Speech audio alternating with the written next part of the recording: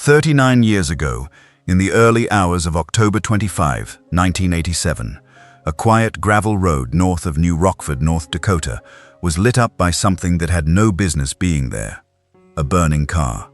Flames eating through metal and glass in the dead of night, on a stretch of road near a railroad crossing that almost nobody used at that hour. When firefighters arrived and brought the fire under control, they opened what was left of the car, a 1974 Ford Torino, and found the body of 35-year-old Kathy Bonderson on the front seat.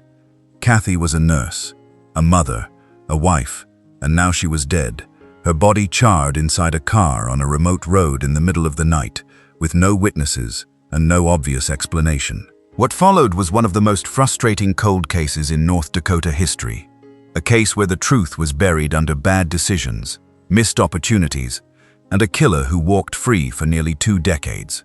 Because the person responsible for Kathy Bonderson's death was not some stranger passing through town. The culprit had been hiding in plain sight from the very beginning. To understand what happened that night, you have to go back a few hours earlier, to the argument that started it all. It was just after 2 in the morning on October 25, 1987. Inside the Bonderson home, Kathy and her husband, Robert, were in the middle of a heated fight. Their teenage son, Jamie, had not come home, and nobody knew where he was. Robert made a brief attempt to find the boy, driving around for a short time before giving up and returning home without any answers. Kathy was not willing to leave it at that. She was also running late for her shift at the convalescent hospital, where she worked as a nurse. Frustrated with Robert and worried about her son, she decided to go look for Jamie herself. She got in her 1974 Ford Torino and drove off into the night. What she did not know, what none of them knew in that moment, was that Jamie was not lost at all. He was parked with his girlfriend near a bridge, doing exactly what teenagers do when they do not want to be found. When Jamie spotted his mother's car coming down the road, he immediately ducked down in his seat, hoping she would pass by without noticing him. She did pass by, and Jamie, peeking up just enough to watch her go, noticed something else. Another car was following closely behind hers, moving in the same direction, keeping pace. He thought little of it at the time. Just another car on the road. That was the last confirmed sighting of Kathy Bonderson alive. Jamie would later tell police what he saw that night, and his girlfriend, sitting right there beside him in that parked car, would eventually share something far more significant, something she had written down in her diary that very night. A detail so specific, so quietly powerful, that it would help crack the case wide open decades later. About an hour after Kathy set out to find her son, her car was found burning on that gravel road near the railroad crossing. Firefighters put out the fire, found her body, and called in the authorities.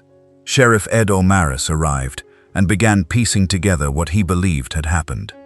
His theory went like this: the fire had started at the front of the car. For some unknown reason, Kathy had swerved to the right as she approached the railroad crossing, sending her car over the exposed tracks and down into a ditch. The impact of the crash had thrown her from the driver's seat into the front passenger side. The crash had then caused the car to catch fire. It was a tragic accident, O'Maris concluded. A terrible, senseless accident on a dark road in the middle of the night. But not everyone at that scene was satisfied with that explanation. State Highway Patrolman William Byram was also there, and from the very beginning, something felt wrong to him. He started looking more carefully at the details that did not quite fit the accident theory, and what he found gave him serious pause. The first thing that caught his attention was the car keys.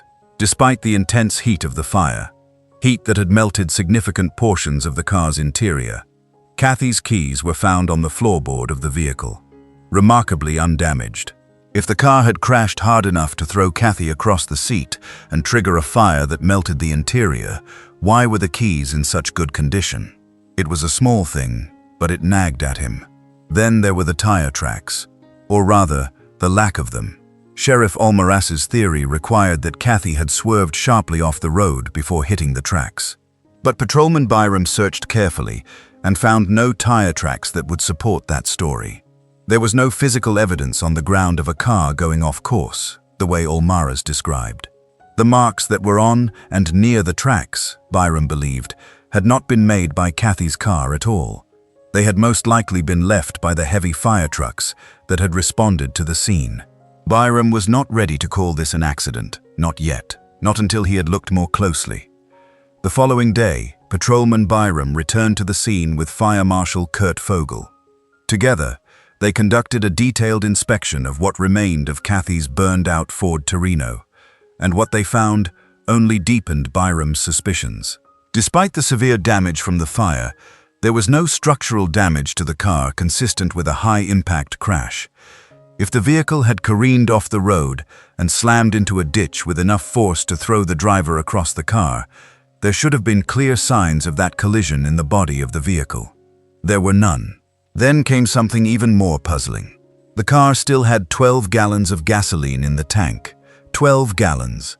And when they examined the fuel line, it was undamaged, intact, which raised an obvious and deeply uncomfortable question. If the fire had not come from the car's fuel system, where exactly had it come from? Fire Marshal Fogel had the answer, and it was not the one Sheriff Almaras had hoped for. The fire, Fogel determined, had not started in one place as you would expect from a crash or a mechanical failure. It had started in several distinct areas of the vehicle at the same time, multiple ignition points. That, Fogel concluded, was not an accident. That was arson.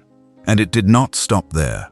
Forensic tests conducted on Kathy's clothing and on the carpeting inside the car came back with traces of gasoline. The fire had been fed, deliberately. Someone had poured gasoline inside that car and set it alight. And several days after the fire, a gasoline can was found near the scene, sitting out in the open as if it had simply been left behind. The picture was becoming clear to Patrolman Byram. Kathy Bonderson had not died in a car accident. She had been murdered. Her body had been placed in that car. Gasoline had been poured over her and the interior, and the whole thing had been set on fire, staged to look like a tragic crash on a dark country road. 3 weeks after the fire, Byram decided he needed to push further. He formally advocated for the exhumation of Kathy Bonderson's body so that a proper autopsy could be conducted. If she had been alive when the fire started, her lungs would show it. Carbon monoxide would have entered her system as she breathed in smoke and fumes.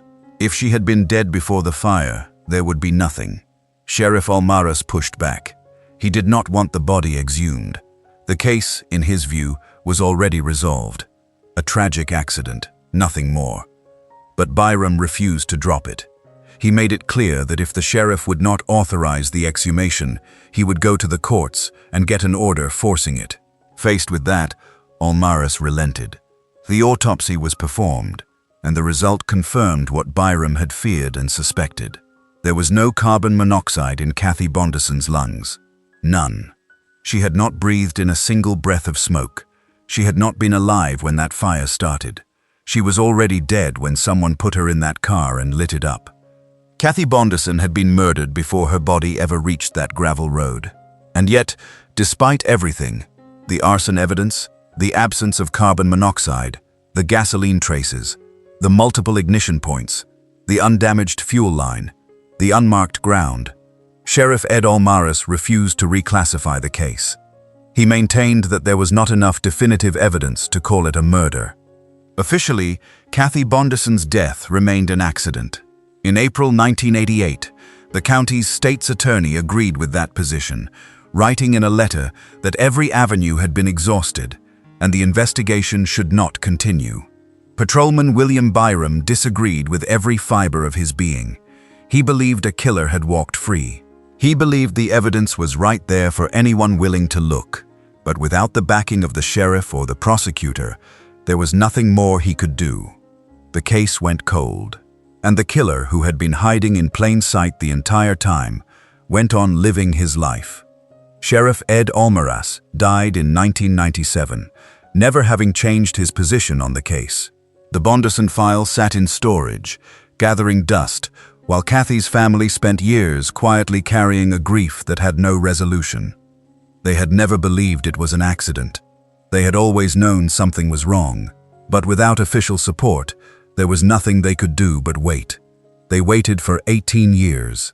In November 2005, North Dakota Attorney General Wayne Stenehjem announced the creation of a new cold case investigation team, and the very first case they would take on was Kathy Bonderson's death. After nearly 2 decades, someone was finally going to take a serious look at what had really happened on that gravel road. The team, led by Bureau of Criminal Investigation agents Dallas Carlson and Dale Meixner, went back to the beginning. They re-interviewed everyone connected to the case. They studied every report that had ever been written, including all the autopsy records. They looked at old leads and developed new ones. And they ordered a new autopsy. This time, the results were unambiguous. The 2005 autopsy conclusively determined that Kathy Bonderson's death was a homicide. Examining her remains, forensic specialists found injuries to her neck and throat that could not be explained by a car accident or a fire. These injuries, they concluded, were the actual cause of her death. Someone had attacked Kathy Bonderson's throat and neck. Someone had killed her, and then someone had put her body in that car and tried to make it look like she had never made it home. The case was now officially a murder investigation. And as any investigator will tell you, in a homicide, the first person you look at is always the spouse. Investigators arranged a formal interview with Kathy's husband, Robert Bonderson, to be held on February 22, 2006. Robert had given a statement to the police shortly after his wife's death back in 1987, but that had been when the case was still being treated as an accident. He had never been questioned as a suspect in a murder. Robert Bonderson did not show up for the interview. On that same day, February 22, 2006, he disappeared from his home in Thermopolis, Wyoming. He left behind his bank accounts and his credit cards untouched. He simply vanished. For investigators, that disappearance spoke volumes, but they still needed to build the full picture of what had happened.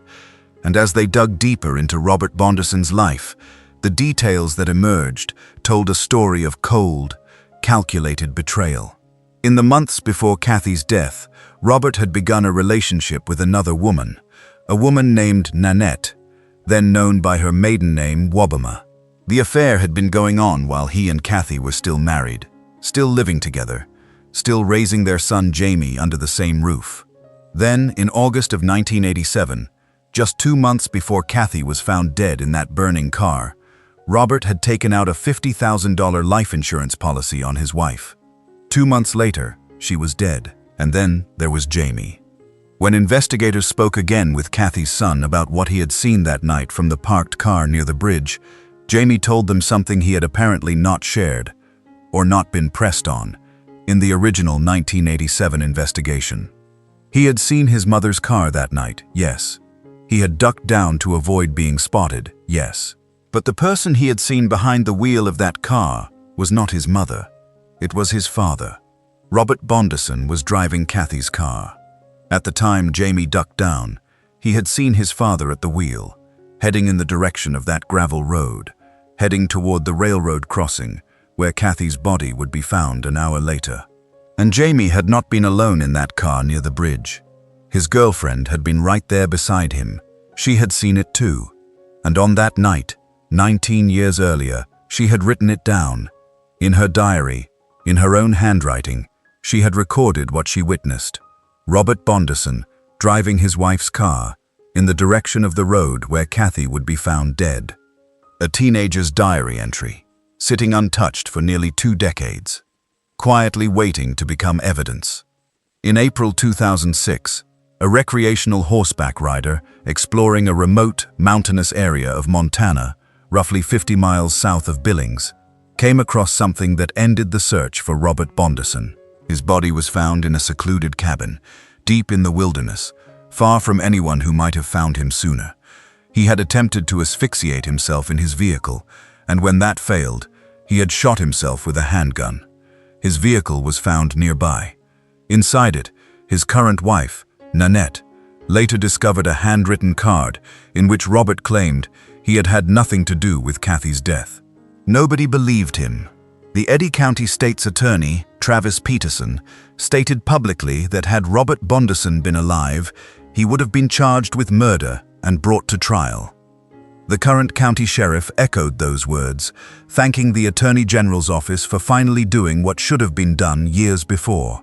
The investigation painted a clear and devastating picture of what had most likely happened on the night of October 24th and into the early hours of October 25th, 1987. Investigators concluded that Kathy Bonderson was almost certainly killed at her own home before she ever left the driveway. At some point during or after the argument, Robert attacked her. He killed her at the residence, then placed her body in the passenger seat of her own car. He then drove that car, the car Jamie and his girlfriend watched pass by near the bridge, out to a remote gravel road north of town, near the railroad crossing where almost nobody would be at that hour of the night. He poured gasoline over the interior and over Kathy's body. He set the car on fire and walked away, leaving it to burn in the dark, expecting the fire to destroy the evidence, and leaving a story that would hold. His wife had gone out looking for their son, had a terrible accident on a dark road, and never made it to work. He had gone back home. He had waited, and when news of the fire came, he had played the grieving husband while the insurance money, $50,000, sat waiting to be claimed. For 18 years, it had almost worked. The sheriff had called it an accident. The state's attorney had closed the file. And Robert had moved on, remarrying, living in Wyoming, keeping his secret. But patrolman William Byram had never believed it. And eventually, the truth had found its way back to the surface. Through a new autopsy, through patient investigative work, through a son's memory, and through the diary of a teenage girl who had written down exactly what she saw on a quiet night in 1987, without knowing what it meant. Kathy Bonderson's case was officially closed following Robert's death in April 2006. After nearly 20 years, her family finally had an answer. It was not the ending anyone would have wanted. No trial, no conviction, no moment in a courtroom where justice was formally delivered. But the truth had been established.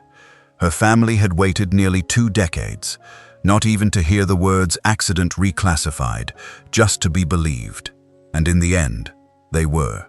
Attorney General Stenihem noted at the time that the break in the case had not come from any new scientific technology or advanced forensic technique. It had come from thorough, methodical police work, rereading every old report, re-interviewing every witness, following every thread until the full picture emerged. If you like this story, hit the like button and leave a comment telling us where in the world you are watching from. We read every single one. And if you want more stories like this, subscribe so you never miss an upload.